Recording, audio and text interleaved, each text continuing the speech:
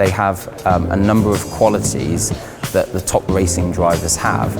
I'm in the process of learning, but as of right now, I do not have a driving license now. Some of these cars are becoming, well, you can see they're very technical, put it that way. Driving one of the most advanced simulators in the world, it's amazing. The concept of making a gamer a racing driver is incredibly possible.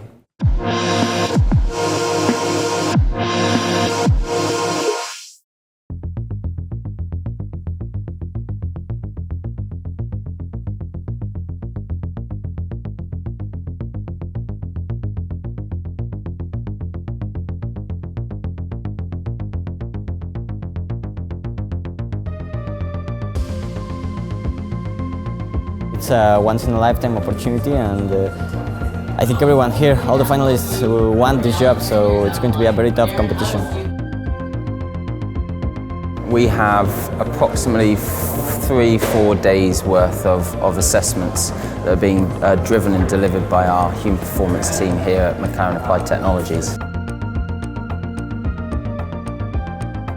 The way these challenges and races are set up for us here, and being sort of thrown in the deep end with not just a case of take part in this race, but take part in this race with this extra twist that's thrown in as well. We are utilising some cutting-edge scientific approaches and technologies from EEG, ECG, eye tracking, facial recognition to try and put more of an objective measure on who it is that we're going to select.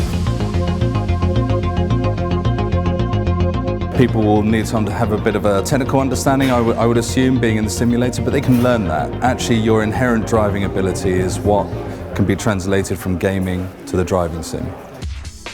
Simulators are probably one of the most critical components now of all motorsport.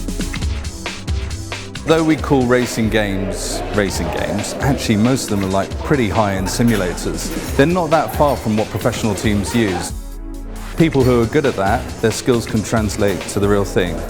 And we find, the skills that you learn inherently from racing games, such as getting the correct lines, such as waiting to pass, or racecraft, all of that sort of thing, actually they are fully transferable.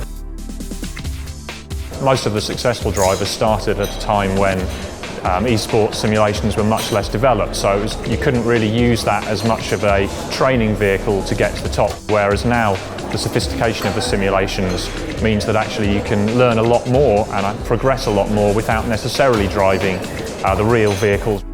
As soon as you drove away in the real F1 sim, there's so much sensation, so much detail, so much feeling, feedback that the car gives.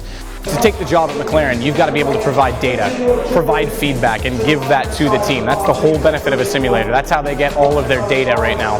So the fact of the matter is, it's really important for them to have that knowledge so that they can provide the feedback.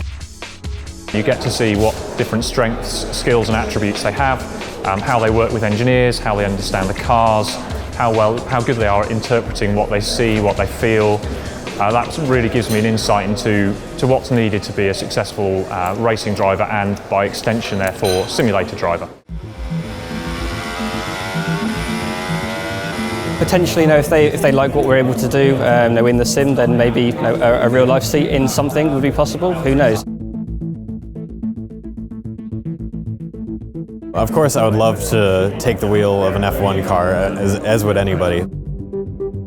I think the challenge you have is that, as we're seeing now through some of the competitions, is that the gamers, when they race like gamers. They're not racing like racing drivers. So they're not thinking about time management quite so much. They're not thinking about when they should be pitting. They're not practicing some of the scenarios that we are telling them that they will go through, because all they're doing at this moment in time is focusing on time. And so there's a real sort of mind shift and training that we would need to put them through. The environment that you have in a real racing car is much more rich in stimulus, so you have G-forces, sensations of oversteer, understeer, balance that's coming from the movement of the chassis of the car that you don't really get in your average simulation. We obviously try and recreate some of those here at McLaren in our simulator, but it's an approximation of what the real car does.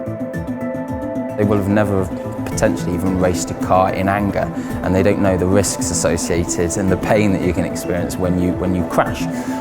They've only ever done it in a gaming environment, and the risk just isn't there. But I think that they have a number of qualities that the top racing drivers have, and so it is a very, it's highly possible that we could do and transform a gamer into a racer. I think at the moment motorsport is starting to understand that actually they need to reach audiences in new and different ways, and certainly engaging with the esports fraternity is a way of doing that.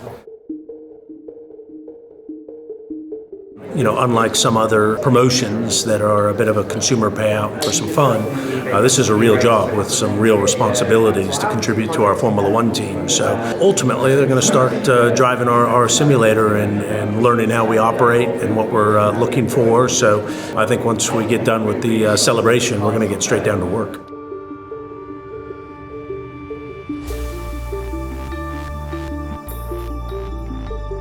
I think that still needs to sink in, the title, like your official McLaren F1 simulator tester.